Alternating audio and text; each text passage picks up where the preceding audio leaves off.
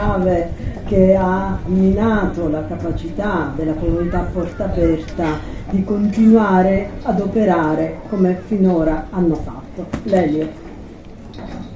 Ti posso abbracciare, sorella, vicino Lucia. Spieghiamo alle persone cosa è successo una settimana fa, forse anche meno.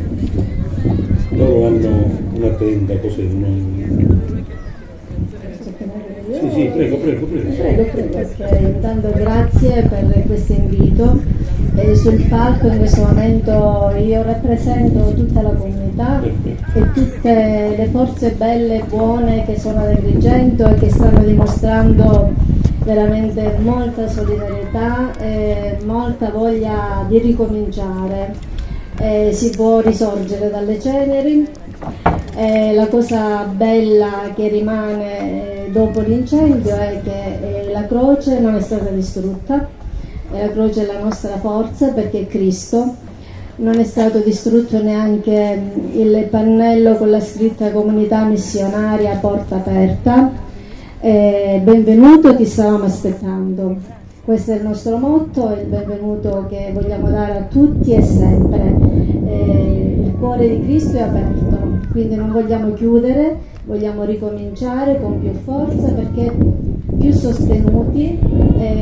Stiamo comprendendo da questo evento significativo che la tenda è un simbolo desiderato da tutti perché diventa il segno dell'accoglienza, dell'affabilità, del tratto umano, dell'incontro con l'altro, della semplicità e della fraternità vera che si snoda nel quotidiano attraverso anche vari momenti belli di ballo, di canto, di incontro semplice. Quindi grazie a tutti.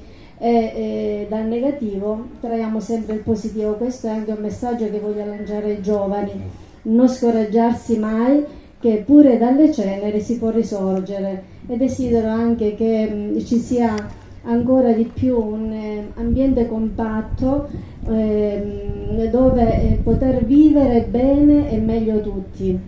Lì la villa è un punto di passaggio di tanti. Quindi ci sono anziani, giovani, bambini. Alcuni bambini si fermano davanti a quelle ceneri che sono rimaste e dicono: ma il mio giocattolo dov'è? La mia bici dov'è? Cioè diventa il punto di riferimento anche per passare un momento bello, semplice insieme. Dovrebbe essere certo più illuminata, più attenzionata, e anche ritornando una nuova tenda dovrebbe essere più supportata anche da telecamere.